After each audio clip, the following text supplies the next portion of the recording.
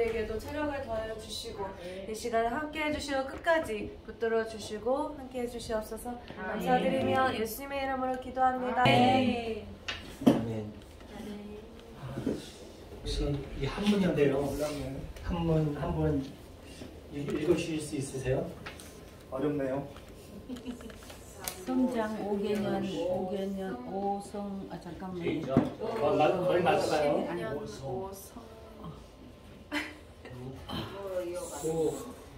앞에는 무자인데. 무진 50년. 네. 오성. 무진 50년. 오성 저게 뭘까? 뭐인데? 뭘까? 오. 치로? 맞았어요. 맞아요? 예. 와. 주님께 영광. 무진 50년 오성치로 무슨 뜻일까요, 근데? 무진 50년에 예, 무진 50년에 5가지 별이 15개의 별이 5개의 별이 5개 별. 일천절로 모였다. 예? 한 줄로 섰다. 와, 맞았습니다.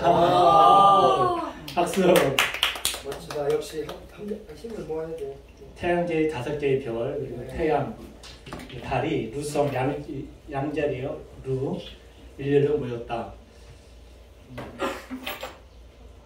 언제 나타났을까요? 이렇게 수성, 금성, 화성, 목성 너무 신뢰하셨어요. 그럴 수도 있어요.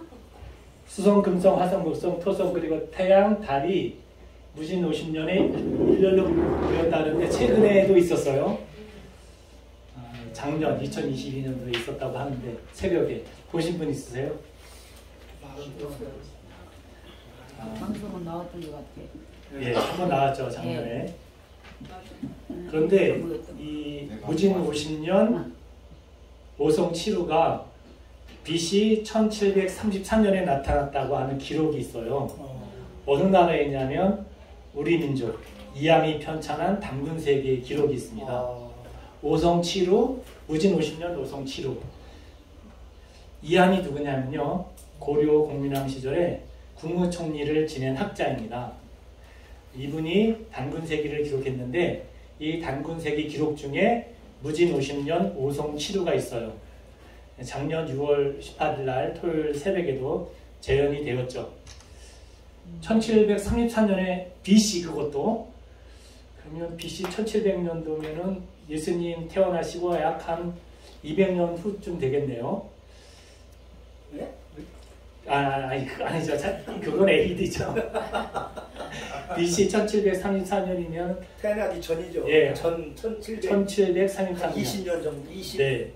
몇 년 정도. 무진 50년 오성 7호. 이런 기록이 있었는데 이게 진짜인지 거짓말인지 모르죠. 그것도 이함이라는 공민왕 때의 국무총리가 적은 기록을 어떻게 이걸 믿을 수가 있겠냐 이 말이에요. 무진 50년이라고 했을 때 이게 사실일까요? 거짓말일까요? 사실. 제가 이렇게 이야기하니까 사실이겠죠. 논문이 하나 보이네요.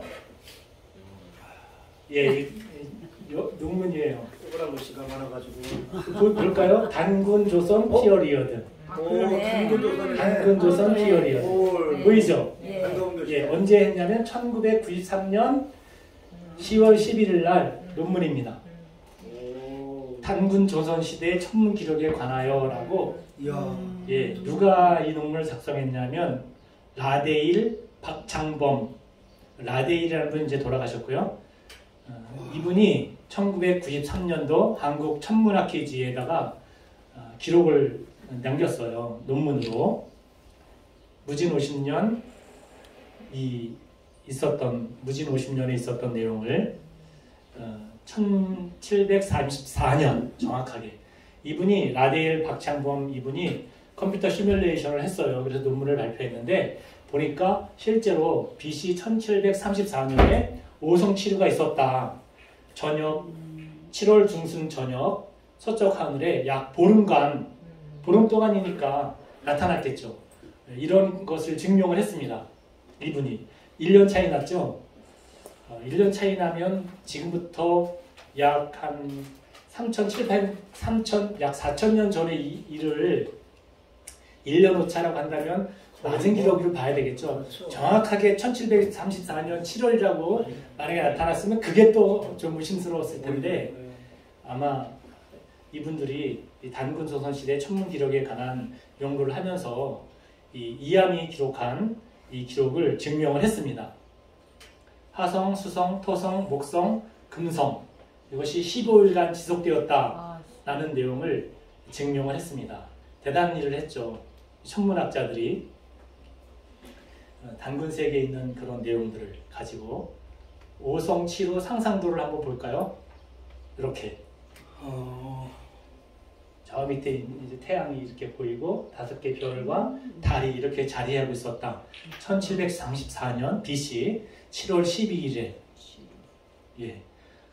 오성 7호 같은 천문 현상을 임의로 맞추거나 컴퓨터 없이 손으로 계산하는 일은 불가능하다. 따라서 BC 1734년 우리 조상들은 천문 현상을 기록으로 남길 수 있는 조직과 문화를 소유하고 있었다라고 유추할 수 있겠죠. 혹시 만원권 지폐 가지고 계신 분 계세요? 만원권 지폐. 뒷면을 잠깐 보면 무슨 그림인지 알고 계세요? 뒷면에 있는 그림. 이상하게 생긴 거 있죠? 그게 뭘까요? 만원권 뒤에 있는 거? 앞면에 누가 있어요? 세종대왕.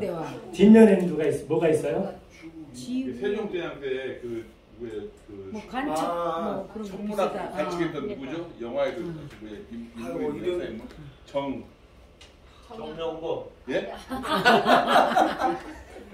선기옥형도라고 그래요. 그 내에 있는 내용이 천체의 위치와 운행을 관측한다고 하는데 간첩한 그런. 예.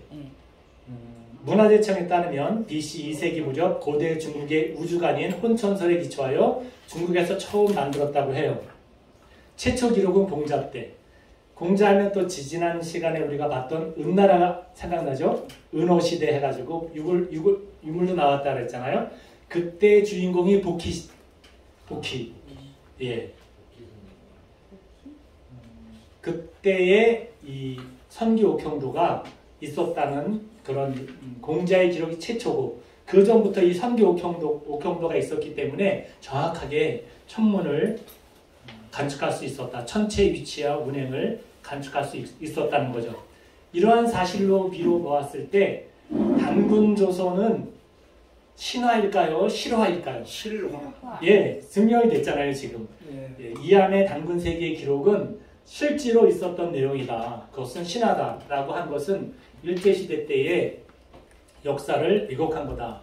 그래서 단군은 신화가 아닌 우리의 국조다. 단군은 우리의 국조라고 말씀드릴 수 있습니다. 그런데 고조선은 천문대를 가진 나라이고 그리고 그 존재가 증명되었다. 그래서 고조선은 신화의 나라가 아닌 실제 하고 있었던 나라고 이 고조선 단군이 1대부터 47대까지 있었어요. 1대부터 47대까지 그것을 이제 이암이 고려시대 때 고조선에 대한 기록을 했습니다. 이 내용은 이제 단군 세기가 이암이 기록 내용이고요. 한글이 창제된 것이 아니라 사실은 이 고조선에 가림토 문자가 있었는데 이 가림토 문자를 다시 확대 발전시킨 것이 한글이다. 세종대왕이 만든 그것을 우리는 이제 세종대왕이 한글이라 훈민정음을 창제하시기 이전에 가림토 문자 또는 가림다 문자가 있었다고 하는 것 그것이 이제 이렇게 되어 있는데 문제는 훈민정음 해례본 지난번에도 말씀드렸죠. 한문으로 작성되어 있는 한글의 사용 용례를 적어 놓은 것이다. 이때는 이제 세종대왕 때고요. 이로부터 한참 지나서 한글로 또 된 이런 설명서를 조선시대 때 발간을 했죠. 해례본이 아니라 이제 언문으로 해가지고 우리 한글 그 자체로 병서의 원칙이 있어요. 이 해례본에 나오는 겁니다. 병서의 원칙은 뭐냐면 나란히 쓰라는 얘기입니다. 자음을 깨끗이 할 때 이렇게 기억이 기억이 두 개가 있죠. 쌍기역 이렇게. 이 병서의 원칙이 일부는 있지만 또 일부는 없어졌어요. 예를 들면 L과 R의 발음, L은 love를 해야 되는데 그냥 love 그러면 잘 못 알아들어요. 실제 원래 원어민의 발음을 하려고 한다면 앞에 리을을 붙인다는 의미로 love 이렇게 해야지 정확한 발음이 나오잖아요. 공자님 앞에서 지금 무채가 문자 쓰고 있습니다. 발음이 좋으시네.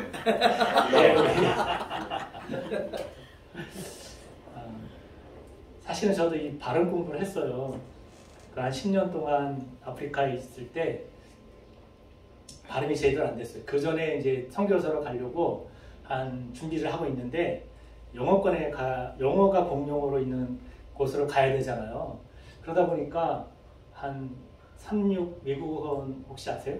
알죠. 안식일교회. 네, 제 아내랑 2년 꼬박 다녔어요. 거기를 새벽마다.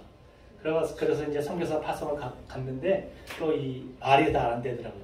듣기도 거의 6단계까지 갔는데 그래서 이제 미국에 가서 한 달 동안 4주죠.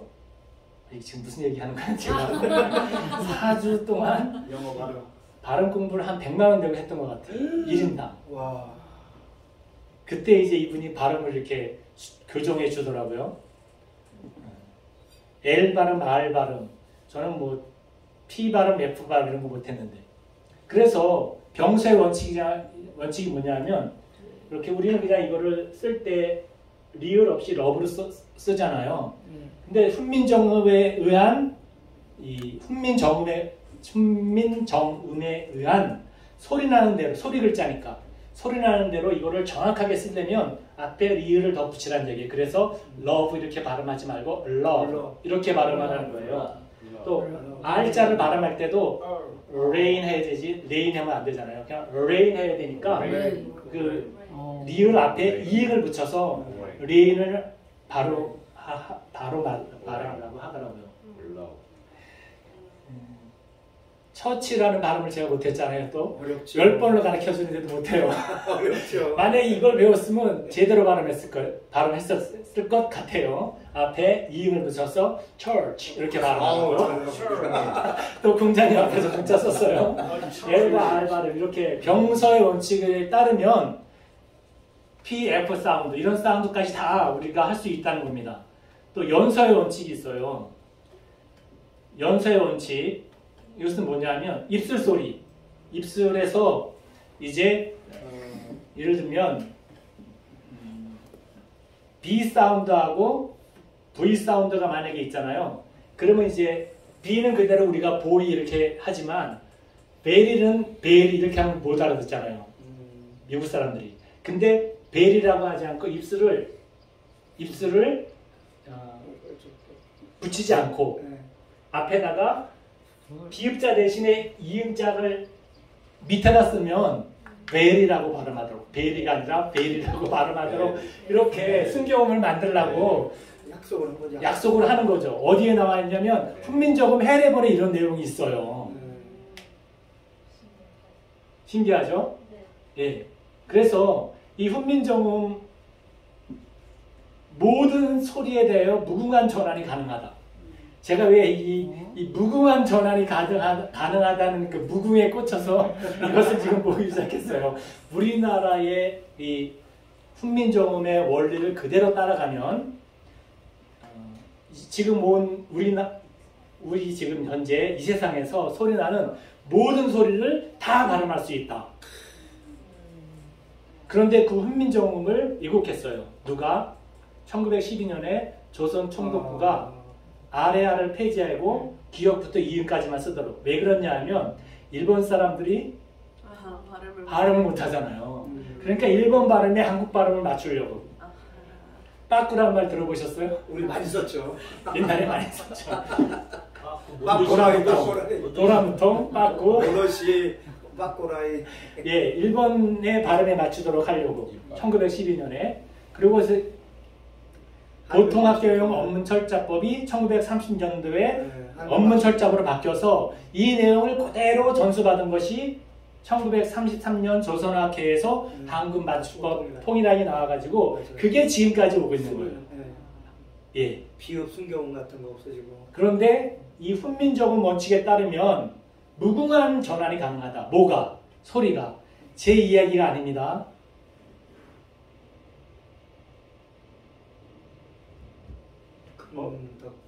아니, 이게 소리가 지금 잠깐만요.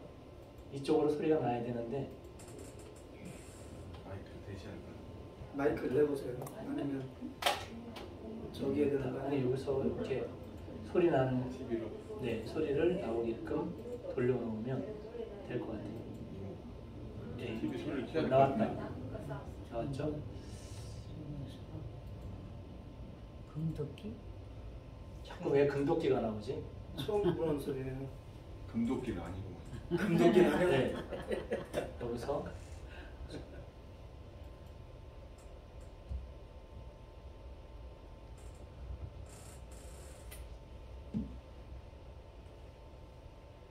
옛날 텔레비전이 나오네.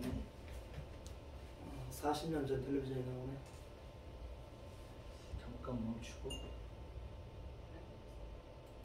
아이고 더 보라 경상도 말씨. 경상도 말씨. 더 보라. 비읍 순경을. 더 보라 추보라. 항상 밑에 우리 예, 주보라. 경상도 저저 아까 치매로 아까 어, 치매로 그래요? 그래요? 아가 멘트로 아까 배치로. 아까 배치로. 아까 멘트로 아까 멘트로 꼭뭐 스페인어 하는 거 아까 멘트 소리가 안 나나? 머리 머리 아까 모두들 마카 물 스프레 숙여라 이거 숙여라. 그래가지고 손마저 다 죽었다. 그걸 약간 불리면 아까 멘트로 마카 스프레 그러면요 그러면은 사실은 소리가 아니고 여기 소리는 음악만 나오고 글씨가 있거든요. 한 5분 동안 글씨를 제가 볼게요. EBS 역사 채널에서 나온 건데 소리가 안 나와서 좀 이상하게 좀 그러네요. 아이고 더 보라 추보라. 옷을 기버라. 기버라. 기버라. 기버라. 기보라 옷 기보라 소리 많이 했지. 옷 티저 터지고 기보 기보라고. 기보라고. 배우는 내가 사랑을 받는다. 이런 뜻으로. 이게 사실 이 소리가 다 이게 음악이에요. 다 글씨로 읽게 돼 있어 EBS에서. 옷을 기버라. 기보라 이렇게 짚는다고. 깃든다고. 꼬맨다 꼬매는 거. 읽기 어렵고 생소한 이 글자들을 알고 계십니까? 알고 계십니까? 네, 많이 들은 대로. 그러니까 우리가 지금 50년 전 세계에서 가장 완벽한 문자다. EBS에서 있어요. 훈민정음. 네, 훈민정음. 소리가 있어야 좀 괜찮은데 나란 소리가 안 말씀이 나오네요. 중국에 달라 문자어로 서로 삼합대 아니할세. 이런 점자. 그럼 좀 제가 좀 빨리 말 쌈이. 예, 나란 말씀이 네. 한 5분 정도 중국에 달라 훈민정음 발음 문자어로 재현. 서로 이분이 삼합대 이제 아니할세. 이 발음한 것을 소리로 나와야 되는데 지금 소리가 안 나오고 있어요. 오늘날 사용하지 않는 성조와 문자가 포함된 1446년의 훈민정음. 컴퓨터를 만지는 젊은 사람이 저쪽으로 다 가버렸네. 그러네. 예. 여기 있잖아요 여기. 여기 젊은 사람. 훈민정음 28자, 네. 현재 한글 24자. 새로 28자나 맹간을 예. 사람마다 수변 이겨 쓰지 않는 글자 네 글자가 글자. 있죠. 예. 성각. 반시옷, 예미음, 여린이음, 네, 아야. 맞아요. 한글 맞춤 통일한 때 그때 없어졌어요. 예. 오늘날 쓰이지 않는 훈민정음의 네 글자는 저거요. 모든 소리는 물론 정확한 외국어 발음과 표기를 가능하게 하는 네. 글자였다는 거. 오케이. 예. 제 얘기가 아니라 EBS에서 지금 이렇게 방송을 한 겁니다. 쓰지 않는 내그 발음이 예. 바람소리, 하계 울음소리, 닭 울음소리와 개 짖는 소리까지 모두 표현할 쓸 수 있다. 조선시대 일본어와 몽골어 등 처음 접하는 외국어 학습을 위해서 일본어. 28자의 훈민정음을 진짜 활용해서 몽골어구나. 소리나는 대로 받아 적었던 역관들 그리고 현재 대단해. 사라진 네 글자를 사용하면 더욱 정확한 영어 발음이 가능하다. 그렇죠. 조금 아까 제가 설명 좀 드렸죠. 제프라. 지브라. 예. 지브라. 예, 저렇게 말, 예, 커튼, 커튼. 커헌, 커튼. 예, 드러그가 아니라 드러 이렇게. 들어. 모든 발음을 할 수 있다. 그뿐만 아니라 이게 한글이 최고야. 두 글자를 좌우로 결합하는 것. 뭐라 그랬죠? 병서의 원칙. 초성의 2, 3개 자음을 나란히 사용하는 훈민정음의 원칙 병서. 병서에 맞춰 영어 알파벳. L을 리을, love 이렇게. R은 이음을 앞에 붙여서 예, 구분을 한다 이 말이지. 구분을 한다. 연서의 원칙. 두 글자를 아래 위로 결합하는 것을 연서. 순음소리, 입술 소리요. 연서라고 그랬죠? 연서의 원칙. 그래서 연서에 맞춰 B는 비읍, V는 비읍 아래에 이음 같이 적어서 헷갈리는 영어로 발음을 정확하게 발음할 수 있다. 28글자는 비록 간결하지만 전환하는 것이 무궁하다. 이것을 훈민정음이라 일렀다. 하지만 이제 이것이 어떻게 왜곡되었는지 나옵니다. 1909년 국문연구소 아래야 페이지 논의에서 조금 아까 말씀드린 대로 1912년에 보통학교용 언문 철자법으로 아래야가 사라지고 시간이 흐르며 생활에 자주 쓰이지 않는 글자들은 서서히 자취를 감추게 된다. 그리고 1933년 조선어학회 한글 맞춤법 통일함 제정에서 지금 이것으로 지금까지 오고 있죠. 자음 14자, 모음 10자. 총 24자로 이루어진 한글 맞춤법 통일안에는 4글자가 사라졌습니다. 쓰임이 적은 4글자가 제외되었다. 훈민정음은 모든 언어가 꿈꾸는 최고의 알파벳이다. 영국 역사학자 존 렌이 말했습니다. 그리고 간교라고도 무궁한 전환이 가능했던 28자의 훈민정음. 지금 EBS에서 나온 것을 제가 지금 함께 보여드리고 있어요. 세계화 시대에 적합한 세계에서 가장 완벽한 문자이다.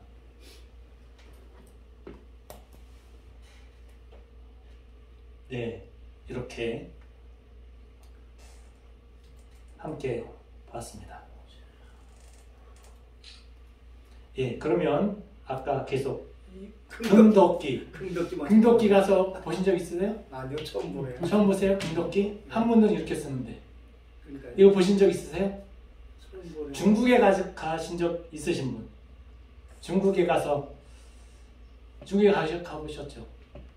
아, 그럼 중국에 가셔도 이 켄터키 후라이드 치킨은 안 드셨나 보네요. 뭐라고 적었어요 밑에? 오, 금덕기 성인데. 아, 진짜. 네, 금덕기라고 적혀 있잖아요. 저 할아버지 되게 좋아했는데. 예. 저가 처음에 중국에 갔는데 이 간판을 못 보고 이것만 봤어요. 그래서 금도끼? 제가 그렇게 읽었어요. 금도끼가 뭐야? 그래서 이렇게 보니까 켄터키 프라이드 치킨. 그래서 이거 발음해봐라 그러니까 켄터키라고 발음하더라고요. 누가? 중국인들이. 그 사람들 그렇게 발음해요? 예. 켄터키로? 예. 허허. 그래서 그 발음에 맞춰서 금도끼라고 적은 거예요. 한자를 만들었구나. 예, 우리는 켄터키라는 영어 발음 대신에 한글로 키역, 니은 이렇게 쓰잖아요. 이렇게 써놓으면 켄터키, 금도끼. 이 의미하는 바가 뭘까요? 의미하는 바. 제가 천천히 왜 이 모든 한문 글자를 우리 이 소리 글자로 소리를 낼 수 있을까요? 없을까요? 한국에서 낼 수 있어요. 되겠죠. 되겠죠가 아니라 한문의 모든 글자는 다 우리 한글에 음가가 다 있어요. 물론 이제 시진핑을 우리는 스금평으로 읽어야 되겠지만 음가가 한글의 음가가 다 있어요. 왜냐하면 이제 한글과 한자의 기원을 보면 우리 초성은 기역부터 히읗까지 14개, 그 다음에 이제 쌍기역, 쌍디귿 해서 5개 합쳐서 19개, 단모음이 또 10개, 이중모음이 11개, 종성도 27개가 있어요. 그런데 이제 28개로 보는 이유가 받침이 없는 글자도 있죠. 그렇죠. 받침이 없는 것. 그것을 갖다 이제 스페이스바가 있어야 되잖아요. 받침이 없는 것. 그래서 그것을 다른 말로는 이제 채움 자음이란 말을 써요. 채움. 없는 데를 채운다 해서 거기 이제 스페이스니까. 그래서 그거 같이 합치면 28개가 되죠. 그래서 19 곱하기 19 곱하기 21 곱하기 28 하면 그만큼의 원리로 소리가 나오는 거예요. 그러니까 전 세계에 소리 안 낼 수 없는 게 없는 거죠. 다 낼 수 있는 거죠. 그런데 한문은 몇 개죠? 하나, 둘, 셋, 넷, 다섯, 여섯, 일곱, 여덟, 아홉, 열, 4개. 한문은 모든 한문이 이 14개로 다 가능합니다. 모든 한문이. 이 획을 종합하면 수십만 글자가 가능해요. 그런데 그 수십만 글자라 하더라도 소리는 전부 초성, 중성, 초성의 음가를 다 따르고 있다. 이 의미가 뭘까요? 한글로 다 표현이 된다고 말하는. 그렇죠. 이 의미는 이건 제가 유추해서 생각하는 겁니다. 고조선 때 제 첫 번째 언어는 한글이었고 한글, 네. 소리 글자. 네. 그 다음에 제2 외국어가 한자였지 않았나. 네, 그랬을 것 같아요. 그러니까 지금 현재 예를 들어서요. 숫자를 써놓고 예를 들면 저는 이제 마이크로소프트의 워드를 쓰거든요. 거기에 숫자 한자를 집어넣으면요. 끝도 없이 나와요. 숫자가 한문으로. 끝도 없이. 그 얘기는 모든 한문은 한글의 음가를 다 가지고 있다. 물론 이제 중국에서 쓰는 발음은 다를 수가 있겠죠. 그래서 고조선 시대 때에 첫 번째 언어는 소리 글자. 소리 글자가 제일 외국어고 제가 생각하기에 두 번째 외국어가 한문이 아니었을까. 만약에 제3 외국어였다면 일본어. 제가 왜 그렇게 생각하는지는 나중에 말씀을 좀 드리겠습니다. 지금 시간이 이제 무궁신학이거든요. 무궁신학이기 때문에 이제 역사적인 면하고 계속 이렇게 월남신학의 역사적인 문화적인 면하고 그 다음에 우리가 가지고 있는 한민족이 가지고 있는 사상틀 이렇게 두 가지 방향을 계속 보고 있는데 역사적인 면은 저 말고도 이경원 목사님 지난번에 오셔서 강의해 주셨잖아요. 이경원 목사님이나 뭐 또 우리 유석근 교수님이나 이런 분들이 참 많이 알고 있어요. 그런 부분들에 대해서 물론 이제 독특하게 많이 알고 계신데 어떤 신학적인 면을 또 보는 데 있어서는 무궁신학이기 때문에 무궁신학에 있어서 신학적인 위치를 좀 봐야 되지 않을까 싶어서 오늘 이 주제를 들고 나왔어요. 왜 그러냐면 제가 2017년인가부터 이제 겟세마네 신학교에서 강의를 하기 시작했거든요. 근데 2021년도에 1년 동안 내내는 제가 좀 수양이 필요해서 저기까지 있을 때 네, 수도원에서 좀 이렇게 자기 성찰하는 시간 좀 많이 가졌었어요. 그 다음에 이제 그때 왜 제가 이런 말씀 드리냐면 지난 5, 6년 동안 정말 신학교에서 가장 기본적으로 말씀드려야 될 어떤 신학의 개념, 신학의 종류 이런 부분들을 아무도 말씀해 주시지 않더라고요. 그렇죠. 그래서 그 부분을 조금만 좀 말씀드리면 그래야지 신학교는 나왔을 때 요 정도는 서로 이야기할 때 이해할 수 있어야 되겠다 하는 부분을 제가 오늘 요 정도만큼은 우리 겟세마네 신학교를 졸업하신 분들은 이거는 좀 알고 있어야 되겠다 해서 이 부분을 조금 말씀을 드리려고 합니다. 그래서 조금 지루할 수도 있지만 어떤 그 신학교의 어떤 뭐라 그럴까요? 나도 이제 신학을 했어 하려면 이 정도는 알고 있어야 되기 때문에 이 부분을 좀 말씀을 드립니다. 이제 무궁신학의 이제 신학적인 위치가 어디쯤 있느냐? 먼저 신학의 개념은 학문으로서 이제 우리가 박사 논문을 쓰는데 또는 석사 논문을 쓰는데 논문 쓰실 때 힘들어하는 부분 사람들이 많이 있어요. 그런데 전혀 힘들어하지 마시고 처음부터 끝까지 내 이야기만 쓰면 정말 힘들죠. 그런데 아무리 훌륭한 박사 논문이라 석사 논문이라 하더라도 적어도 70% 많게는 80%까지 다른 사람의 의견이 있는 거예요. 그리고 그 위에 내 의견을 이렇게 추가하는 거죠. 그래서 학문이라는 거죠. 다른 사람이 쌓아놓은 그 터 위에 나의 의견을 조금 보탠 거.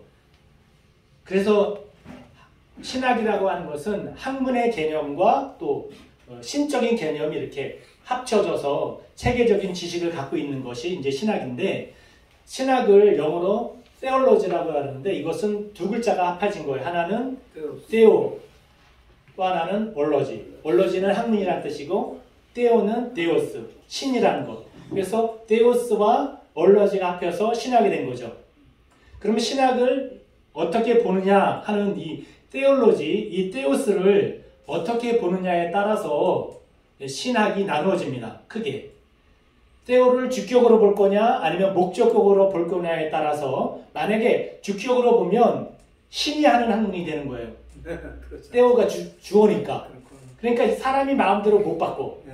근데 좀 어폐가 있는 것이, 신학자가 theo를 주격으로 해석해서 사람이 발표해놓고 신이 하는 학문이라고 얘기를 하는 거예요. 장점은 뭐냐 하면 말씀에서 벗어나지 않으려고 해요. 말씀을 강조해. 그런데 단점은 뭐냐면 사람이 해놓고 신이 했다. 그래서 절대 변경하지 않아요. 그러니까 신학이 발전하지 못하죠. 발전시키려고 하면 이단으로 그러고, 신은 있는데 학이 없어요. 신을 주격으로 보면.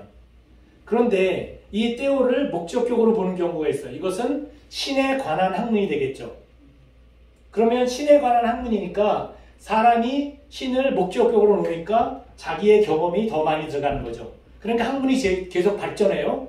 그런데 단점은 뭐냐 하면 자유주의 신학으로 되다 보니까 신이 없다까지, 그 학문으로만 가는 거예요. 신이 없다까지 가죠. 그래서 이 theology, 신학에 대해서 이 theos를 주격으로 놓고 신이 하는 학문이 되느냐, 목적격으로 놓고 자기의 경험과 이런 것들을 포함하느냐에 따라서 자유주의 신학이 되느냐 또는 보수주의 신학이 되느냐가 나눠지는 거죠. 그러면 우리가 취해야 할 바는 1과 2를 다 취해야 되는 거죠. 어떻게? 신에 관한 학문이자 신에 관한 학문으로 정의를 해야지만이 올바르게 우리가 접근할 수가 있습니다. 그런 의미에서 이제 해석학이 나오는 거거든요.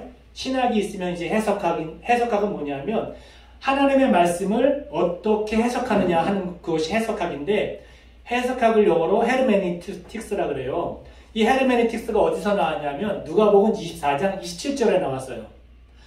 제가 드리는 말씀은 신학교 과정에서 가장 기본적인 것만 이렇게 말씀드리는 거예요. 네. 그래서 나중에 제가 PDF 파일로 드렸으니까 그걸로 가지고 한번 이렇게 읽어보시면 다른 사람의 이야기할 때 이게 지금 저 얘기를 하는 거로구나 하고 이해하실 수 있습니다. 자세히 설명하시느라 누구에게? 엠마로라는 두 제자에게 예수님이 나타나셔서 자세히 설명했죠. 예수님에 관해서 그 자세히 설명하시니라, 그것이 헬라어로 디에르메니센, 거기서 헤르메니티스가 나왔어요. 거기서부터 해석학이 나온 거죠. 그럼 해석학이 뭐예요? 하나님의 의도를 분별하는 거죠. 그러면 하나님의 의도가 뭐냐면 성경은 하나님의 목적, 계획, 뜻이 계시의 형태로 적혀져 있는 것이 성경이잖아요. 그래서 히브리서 1장 1절부터 3절까지 한번 읽겠습니다. 시작. 이적의 선지자들을 통하여 여러 부분과 여러 모양으로 우리 조상들에게 말씀하신 하나님이 이 모든 날 마지막에는 아들을 통하여 우리에게 말씀하셨으니 이 아들을 만유의 상속자로 세우시고 또 그로 말미암아 모든 세계를 지으셨느니라. 이는 하나님의 영광의 강체시오 그 본체의 형상이시라. 그의 능력의 말씀으로 만물을 붙드시며 죄를 정결케 하는 일을 하시고 높은 곳에 계신 지극히 크신 이의 우편에 앉으셨느니라. 여기에 여러 부분과 여러 모양으로 우리 조상들에게 말씀하신 하나님이, 여기서부터 이제 성경의 해석학이 이것을 이제 여러 모양과 여러 부분으로 성경에 말씀해 놓으셨다. 왜? 하나님은 영이시고 우리는 볼 수 없기 때문에 과거 1500년 동안 약 40여 명의 기록자들이 여러 부분 여러 모양으로 하나님의 의도를 밝힌 것이 성경책이다. 그래서 성경은 점진적인 계시가 있겠죠. 그래서 간격이론이라는 갭시어리라고 하는 것이 여기서 나온 거거든요. 간격이론이라고 하는 것은 뭐냐면 하나님의 의도가 성경책으로 계시가 되었는데 그것은 지금부터 약 2000년, 3000년 전에 있었던 이야기죠. 그러니까 then and there 한번 따라서 해보시겠어요? then and there. then and there. 예, 성경 기록할 당시에 찝찝 레벨이라고 그래요. 찝찝 레벨이라고 좀 문자를 쓰면 삶의 정황, 그 당시에 삶의 정황, 정치, 경제, 사회, 문화의 역사, 문화, 역사, 종교, 철학, 세계관이 전부 다르죠. 6가지가 달라요. 뭐가? 정치, 경제, 사회, 문화, 역사, 종교, 철학, 세계관. 이 6가지가 성경을 기록할 당시와 그리고 현재 한번 따라서 해보시겠습니까? Now and here. 예, 제가 지금 중요한 말씀, 아주 키 포인트만 말씀드리고 있어요. 그때 당시에 6가지가 오늘날의 6가지와 다르다. 이런 간격이 있다는 거죠. 이 간격을 지금 현재 나는 그 당시과 다르다. 이 간격을 줄여야만 되는 거겠죠. 이 간격을 어떻게 줄여서 해석해 나가느냐 하는 것이 해석학의 이제 관점이 돼 있어요. 그래서 마지막으로 신학이라고 할 때 테올로지는 신의 학문이며 동시에 신에 관한 학문이다 라고 이제 말씀을 드렸고요. 그러면 이제 우리가 이 신학교를 영문으로 세미나리라고 그러죠. 왜 세미나리라고 할까요? 세미나리는 세미터리, 공동묘지에서 나왔어요. 그 원어가. 세미나리가 왜? 공동묘지, 죽음의 문제를 해결하는 것이 신학교다.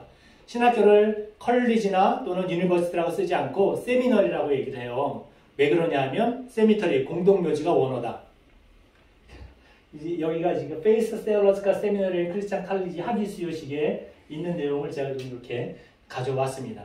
그래서 제가 지금 신학의 개념에 대해서 말씀을 드렸는데 신학의 종류가 또 있어요. 신학의 종류는 크게 4가지가 있어요. 주경신학, 역사신학, 조직신학, 실천신학 4가지가 있다.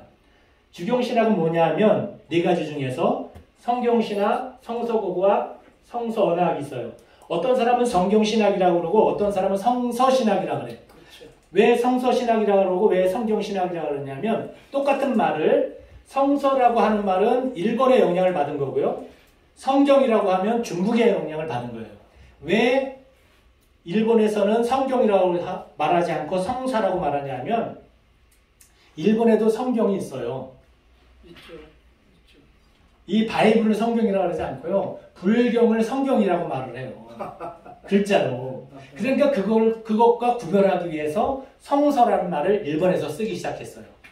그래서 성서신학이라는 말을 하면 아 저분은 일본의 영향을 받아서 성경이란 말 대신에 성서라는 말을 쓰는구나. 그러나 중국에서는 성경이라는 말을 쓰죠. 아 근데 우리가 옛날에 공부할 때요. 성경이라는 말을 쓰는 분들이 대체적으로 보수주의적 교수님들이었고 예. 성서라고 써서 약간 진보주의적 독설을 잘 썼어요. 성서라고. 예. 그러면 우리나라는 성경적인 관점에서 볼까요? 성서적인 관점에서 볼까요? 우리나라는? 성경으로 봐야죠. 우리나라는 어떨까요? 성경이죠. 저는 지금 신학교에서 가르치는 가장 기본적인 거 요것만 알고 있고 나머지는 그냥 다 지나가도 돼요. 사실은. 우리나라는 어떤 입장일까요? 우리나라는 양쪽 모두를 취하고 있어요. 그래서 성경 전서. 성서 쓰시는 분도 계시고 성경 쓰시는 예, 그러니까. 성경을 보세요. 성경 전서. 성경이란 말도 있고 성서라는 말도 있죠. 예. 그래서 전통신학은 4가지가 있는데 주경신학, 역사신학, 조직신학, 실천신학. 그러면 이제 이 조직신학에는 서론 빼고 6가지가 있어요. 신론, 인간론, 기독론, 구원론, 교회론, 종말론이 있다. 이 중에서 우리 묵음신학은 어디에 들어가냐 하면 조직신학에 들어가는 거예요. 그래서 신학할 때는 조직신학, 아주 줄여서 말할 때는 조직신학을 신학이라고 보는 사람이 더 많아요. 오케이, 정답이에요. 그렇죠. 예. 그래서 지금 아주 좀 핵심 키포인트 꼭 알아야 될 것만 지금 이야기하고 있어요. 그 다음 4번째는 실천신학이 있어요. 교회가 행하고 있는 모든 것들, 예배학, 설교학, 목회학, 정교학, 교회학, 상담학 이런 것들이 실천신학에 있는데 오늘날에 와서는요. 이 실천신학이 또 분파가 돼가지고 기독교 상담학 또는 기독교 음악 그 다음에 CM이라 해서 크리스천 미션 선교학이죠. 그 다음에 목회학 이렇게 별도로 나뉘어져 있어요. 실천신학이 상담학, 기독교 음악, 그 다음에 선교학, 또 목회학. 목회학 석사를 Master of Divinity, MDB라고 그러는 거죠. 그래서 MDB를 끝났다고 해서 신학 박사가 될 수는 없어요. 코스가 다르기 때문에. 그래서 신학 석사 과정을 들어가야 되는 이유가 이것 때문에 그렇습니다. 요즘 그래서 그걸 합쳐놨죠. 통합과정으로. 실천신앙의 세 분화가 이렇게 되어 있습니다. 그런데 오늘 좀 더 한두 개 더 말씀드리고 싶은 것은 여기서 기독교 상담학에 대해서 또 말씀드리려고 그래요. 잠깐 동안만. 가장 기본되는 거. 요한복음 21장 9절 보게요. 시작. 육지에 올라보니 숯불이 있는데 그 위에 생선이 놓였고 떡도 있더라. 숯불이 있는데 그 위에 생선이 놓였고 떡도 있더라. 이게 크리스찬 상담의 가장 핵심이에요. 이 부분이 요한복음 21장 9절. 상담학 하면 여기가 시작이에요. 왜 그러냐 하면 요한복음 18장 18절 말씀 볼까요? 시작. 그때가 추운 거로 종과 하속들이 숯불을 피우고 서서 쬐니 베드로도 함께 서서 쬐더라. 이거는 개역 성경이에요. 개역 개정에는 숫자를 뺐어요. 개역 개정은 이거는 이제 개역 성경입니다. 무슨 의미가 있을까요? 18장 18절하고 21장 9절 요한복음에 이 둘의 차이가 뭘까요? 베드로에게는 트라우마가 있었어요. 숯불을 보면 어떤 트라우마? 세 번 부인하는 거. 세 번 부인한 트라우마가 있었어요. 그 트라우마를 예수님이 치유하셔야 되잖아요. 그렇죠. 그래서 그 숯불을 피워놓고 베드로를 부르고 계신 거예요. 베드로가 숯불에서 배반했으니까 그 숯불을 피워놓고. 그래서 구약의 숯불은 저주를 의미하지만 신약의 숯불은 용서를 의미한다. 이것이 기독교 상담학의 키포인트예요. 핵심. 그럼 적용을 해야 되겠죠. 어떻게 적용하냐면 적용은 요한복음 4장 6절 또 읽겠습니다. 시작. 거기 또 야곱의 요물이 있더라. 예수께서 행로에 고나요 피곤하여 우물 곁에 그대로 앉으시니 때가 제6신 되었더라. 기독교 상담학의 핵심은 요한복음 21장이라고 그랬죠. 근데 그것을 적용할 때는 요한복음 4장 6절 사마리아 여인 우물가에 앉은 첫 번째 상담학 적용은 그대로 앉으시니 예수님께서 먼저 찾아가서 그 사람의 눈높이에 앉아있는 것이 상담의 기본이죠. 우리 목사님들이 상담자가 내담하면 눈높이로 내려가잖아요. 그 사람의 위치로 그대로 앉으시니 거기가 이제 키포인트가 되는 거고 두 번째는 예수님께서 물을 좀 달라고 해야죠. 필요를 채우는 거죠. 예, 우물가에서 있는 물 이야기를 먼저 하는 거예요. 그래서 상대방의 필요가 무엇인지 상담하고 전달. 그것이 두 번째 단계. 첫 번째는 그대로 앉고, 두 번째는 필요를 채우고, 세 번째는 이제 세속적인 것에서부터 출발하여 본질적인 것으로 나아가는 것. 누구의 방법이에요? 예수님의 방법이죠. 물 좀 달라. 사마리아가 나는 이제 유대인과 상종하지 않는데 어떻게 물을 달라고 하십니까? 이런 얘기를 할 때 예수님께서 이제 우리 영혼 접근법이라고 배웠어요. 네, 이것이 기독교 상담학의 가장 기본이다. 네. 그래서 이제 다시 원래 돌아가서 신학의 개념에 대해서 말씀드렸고 신학의 종류, 방법에 따라서 네 가지가 있다고 말씀드렸고 시대에 따라서는 교부신학, 중세신학, 개혁신학, 현대신학 이렇게 시대에 따라 나눠져 있고 그 다음에 마지막으로 이제 신학의 종류, 방법, 시대에 말씀드렸죠. 견해에 따라서 칼빈주의와 알미안주의가 있어요. 이것도 우리가 기억해 놓을 필요가 있어요. 칼빈주의는 뭐냐면 하나님께서 일방적으로 주권을 사용하셔서 구원받게 하셨다. 혹시 장로교이신 분 손 주세요. 장로교. 장로교에서는 이렇게 가르쳐요. 한 번 구원은 영원한 구원이다. 그런데 감리교에서는 그렇게 가르치지 않아요. 선택. 예. 자유주의. 자기 행동에 따라서 예, 그래서 지옥 간 크리스찬 읽어보신 분 있으세요? 변승호 목사님께서 지으신 책인데 그래서 알미안주의는 칼빈주의는 한 번 구원은 영원한 구원이라고 그런 모토를 갖고 있고 거기에 대해서 아직까지도 칼빈주의하고 알미안주의는 아직까지도 서로 대립하고 있어요. 예, 알미안주의는 인간의 자유와 능력을 무시할 수는 없다. 그래서 우리의 행동도 중요하다라는 내용을 포함하고 있습니다. 여러분은 어떤 주의에 있습니까? 한 번 구원받았으니까 죄 지어도 된다? 그건 아니죠. 죄를 안 지켜야 되는 거지. 그건 구원파고. 네. 박옥수 구원파. 예. 그래서 지금 이렇게 신학에 있어서 가장 기본이 되는 것도 아주 빠르게 제가 말씀드렸습니다. 이런 정도만 알고 있으면 나중에 이제 어떤 분들이 신학교에 대해서 얘기할 때 아 저분이 지금 이 얘기를 하고 있는 거구나, 아 개혁신학, 아 저런 얘기를 하고 있는구나 이런 부분들은. 근데 제가 갑자기 무국신학 중간에 네 번째 강의하는 동안에 이 말씀드리는 거는 아 정말로 가르쳐 주는 분들이 안 계셔서 누군가는 맞아요. 이 얘기를 좀 말씀을 드려야 되겠다 싶어가지고 제가 이거를 꺼냈습니다. 예. 그러면 이제 지난 시간에 어디까지 갔었냐 하면 무궁한 언약, 무지개에 대해서 말씀드렸었죠. 무지개의 이 활이 어떻게 되어 있다고요? 위로 휘어져 있다. 왜 위로 휘어져 있다 그랬죠? 내가 다 막아주겠다. 예? 어느 것은 내가 다 예. 모든 화살을 내가 맞겠다. 그 말씀 우리 세리자매가 아주 기가 막힌 통찰력을 가지고 하나님 주신 계시를 가지고 무지개가 있었죠. 이 무지개가 이렇게 되어 있는 것은 하나님이야? 예. 하나님께서 받으신다니까. 주님의 십자가를 저도 져야죠. 예, 그래서 무궁의 7가지 특징까지도 어저께 지난 시간에 말씀을 드렸어요. 예. 그런데 그 무궁의 그 활이 만약에 위로 이렇게 되지 않고 옆으로 되었을 때는 어떤 일이 될까? 옆으로 되었을 때 지난번에 그 말씀을 제가 슬쩍 이번에 말씀드리려고 뛰어넘었어요. 활이 위로 되지 않고 옆으로 되어 있을 때, 옆으로 되었을 때는 어떤 뜻이 있냐면요. 토라가 모세오경을 말합니다. 창세기부터 이 신명기까지 그 모세오경인데 이것을 토라라고 말을 하는데 이 토라는 원래 야라라는 말에서 나왔어요. 그런데 야라가 뭐냐면 관역을 맞추려고 활을 쏘는 그 행위 자체를 야라라고 해요. 그래서 쏘았죠, 날아가죠, 타켓에 맞죠. 이것을 야라라고 하거든요. 여기서 이제 토라라는 말이 근본이 여기서 나오는 거예요. 그래서 활이 옆으로 뉘어져 있을 때 이 토라라는 말이 그것도 활로부터 시작이 된다. 그래서 유대인이 보는 성경 관점을 좀 제가 말씀드리려고 해요. 유대인들은 성경을 어떻게 보냐면 유대인들은 구약 신약이라는 말을 정말로 싫어해요. 그럼 구약이라는 말 대신에 성경 39권, 신약은 없죠.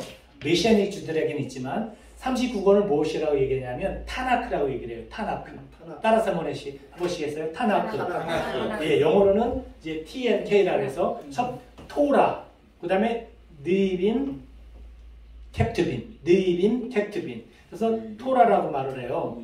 그래서 토라를 방향, 지침, 가르침, 교훈, 모세오경을 말하는데 우리가 어디서 와서 어디로 가고 어떻게 살아야 하는지 가르친 말씀이 토라예요. 모세오경. 역사서 있죠? 예를 들면 역대기 상하, 사무엘 상하, 열왕기 상하, 이 전부 역사서잖아요. 그 역사서를 이 유대인들은 어떻게 해석하냐면 이 토라가, 그러니까 우리가 흔히 성경 한 66권을 말하잖아요. 그런데 유대인들은 토라만 가장 중요하게 생각해요. 그리고 역사서, 시가서, 선지서 이것들은 토라를 설명한 것으로, 부가적인 것으로 봅니다.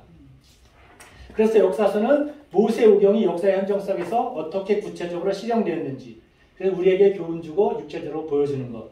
시가서는 토라대로 살도록 격려해주고 지지해주는 것. 선지서는 토라를 떠난 사람들을 권면하고 돌이켜 회개하도록 돕는 것. 이런 방향으로 봅니다. 그리고 랍비들은 이 토라를 혹시 탈무드를 읽어보신 분 계세요? 조금 읽어봤습니다. 네, 조금 읽어봤죠. 탈무드가 현재 60몇 권까지 있어요. 권수로. 거기에 보면 정말로 많은 내용들이 있어요. 구약 성경도 다 설명해 놓은 것들이 있고, 그래서 그분들의 그 어떤 구약에 대한 그 설명을 듣고 있자라고 하면 정말로 넋을 잃고 들어요. 혹시 태필린 시간에 베레시트에 대해서 들어보신 분 있으세요? 베레시트. 태필린에서. 못 들어보셨어요? 베레시트에 대해서? 꼭 들어보셔야 되는데. 태필린 시간에. 나중에 꼭 들어보세요. 그 베레시트에 어떤 뜻이 있는지.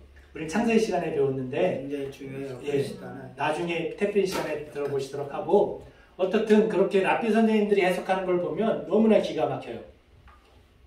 복음서도 예수님께서 토라를 설명해 놓은 것으로 유대 메시아닉 주들은 보고 있습니다.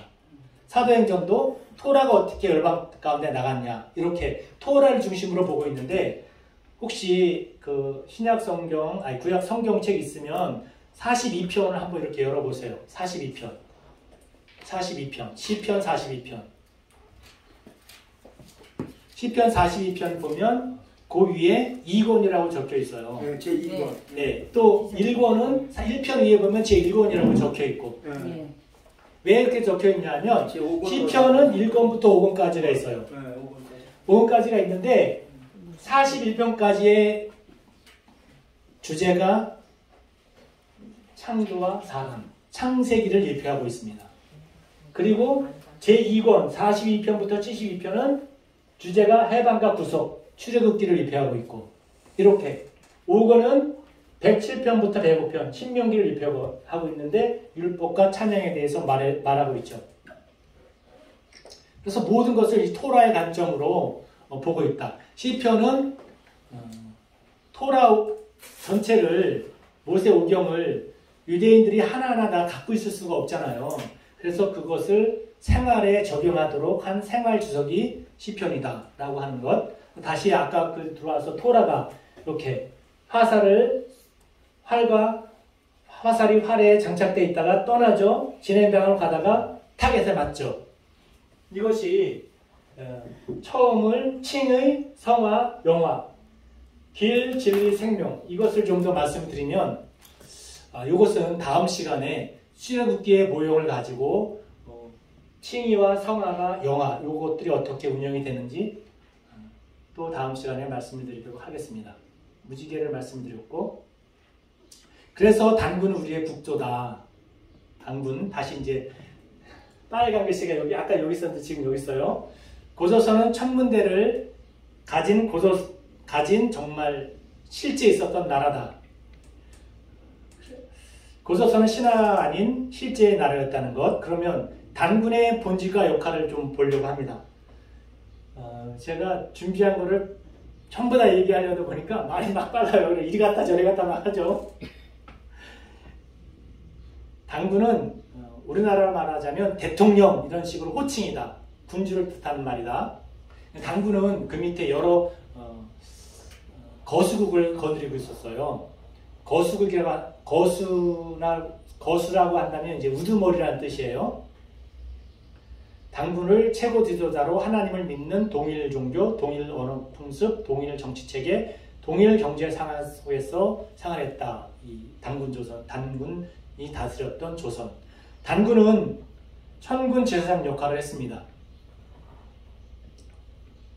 고대 한국은 고조선은 왕권 중심의 국가가 되기 전까지 제사장에 의해 나라가 다스려지는 재정일치의 공동체였다. 서울대 출판부에서 단군 신앙의 역사와 의미에 대해서 이은범 박사 논문을 게재했어요. 한번 읽어볼까요? 한국인은 시작. 한국인은 본래 천신, 즉 하나님을 섬기던 민족이었으며 이 천신에게 드리는 제사의 집행자를 천군이라 했는데 후세 사람들이 천군을 신격화하여 단군 신앙이 시작됐다. 예, 단군교가 이래서 나왔다. 단군 자신은 하나님을 믿었고 고조선이 이제 하나님을 믿는 그런 신앙이었는데 보니까 어떻게 됐다? 후세 사람들이 그 단군을 추앙하는 그래서 단군교가 생기기 시작됐다고 이분이 이렇게 주장하고 있는데 이 말씀에 대해서 저도 동의합니다. 단군교, 대종교. 예, 그렇죠. 그래서 오늘 제가 준비해온 말씀 중에 하지 않았던 부분을 조금 찾아보려고 합니다.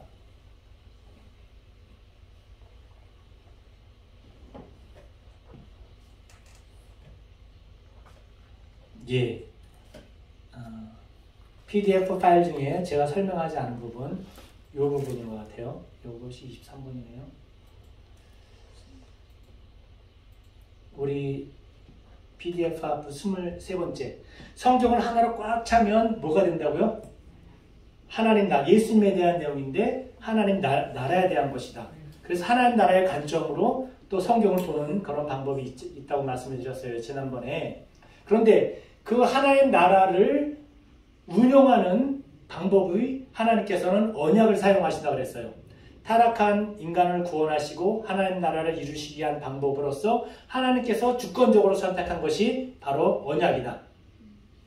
하나님은 사람들과 약속을 맺으시고 그의 뜻을 보이시고 실행하시고 완성하시는데 그 언약이 구속 언약, 창조 언약, 은혜 언약이 있다. 제가 이 말씀 왜 오늘 드리냐면 지난번에 우리 세리자매가 그 아담과 하와가 맺은 언약, 그 은혜 언약 이전에 있었던 그 언약에 대해서 질문을 해서 제가 말씀을 준비했어요. 구속 언약이 있고 창조 언약이 있고 은혜 언약이 있어요. 이 구속 언약이라고 하는 것은 창세기 1장 26절에 삼위일체 하나님 사이에서 있는 언약이에요.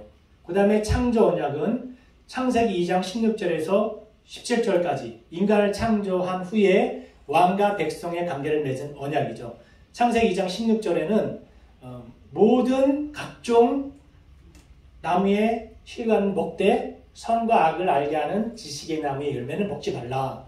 그래서 죄 없는 상태로 창조되었지만 하나님의 법을 순종해야지만이 의로움을 얻을 수 있다. 그래서 창조 언약, 구속 언약은 쌍방에 있는 언약이에요. 그렇지만 그 이후에 있는 은혜 언약, 노아 언약, 아브라함 언약, 모세 언약, 다윗 언약, 새 언약, 이것은 하나님과 인간 사이에 맺은 언약이지만 오직 하나님께서 그것을 이루시겠다고 하는 언약, 그래서 그것을 은혜 언약이라고 그래요.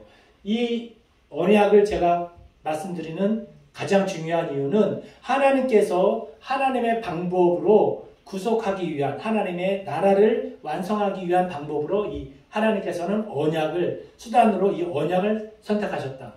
그래서 무궁한 언약이 이제 지난번에 말씀드린 창세기 9장 16절에 무지개가 구름 사이에 있으니 내가 보고 나 하나님과 모든 육체를 가진 땅의 모든 생물 사이에 영원한 언약을 기억하리라. 이것이 영원한 언약이 바로 무궁 언약이라고 하는 것. 질문 있으시면 이제 말씀해 주세요. 제가 준비한 것 아주 빠르게, 사실은 아주 천천히 구체적으로 하나하나 이렇게 말씀을 드리면, 그 정통 개혁신학에서는요, 그 선악계 에덴동산 그 언약을 그 율법, 그 최초 율법이라고 하고요, 도덕 율법이다, 도덕 언약이라고 그러시거든요. 그렇잖아요. 네. 또 질문 있으세요 혹시? 없으시죠? 그러면 이제 제가 이 부분 3번. 언약이 커버넌트잖아요. 네. 계약으로 가 계약. 예. 오늘 무진 50년 오성 7후, 이것이 단군세기에 실제 있었던 내용이었다는 것. 그래서 단군 조선은, 고조선은 원래는 조선이에요. 근데 앞에다 고절을 붙인 이유는 옛날에 이시 조선 왕조 500년이 있죠. 예. 그 조선과 구별하기 위해서 앞에다 고자를 붙인 거예요. 예. 실제는 그냥 조선이다. 그런데 이시 조선 그거랑 구별하기 위해서 고자를 붙여서 고조선이라고 부른다. 이것도 한번 이렇게 알아두시는 것이 좋을 것 같고요. 그 다음에 두 번째는 무궁신학과 관계되어 있는 것이 이제 노아 언약, 그 무궁한 언약이라는 것. 그 다음에 신학에 있어서 가장 기본으로 알아야 될 게 세올로지가 어떻게 구성되어 있다는 것, 자유주의, 보수주의 신학이 어디서 나왔다고 하는 것, 그 다음에 세미나리는 세미터리에서 나왔다고 하는 것, 그리고 해석학, 그리고 간격이론, 이런 내용들로 오늘 무궁신학 중에서 신학이라는 관점을 좀 더 많이 여러분에게 설명을 드리겠습니다. 잠깐 기도하고 마치겠습니다. 하나님 아버지, 오늘 무궁신학에 대해서 함께 말씀을 나누었습니다.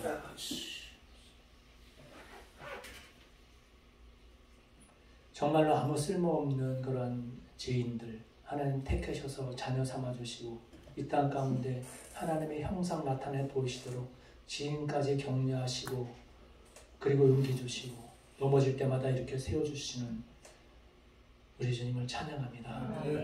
이 시간 함께 해주셔서 감사드리며 예수님의 이름으로 기도합니다. 아멘. 마치겠습니다. 예, 수업 끝났으니까 제가 이제 끄고. 네, 끄고. 끄고.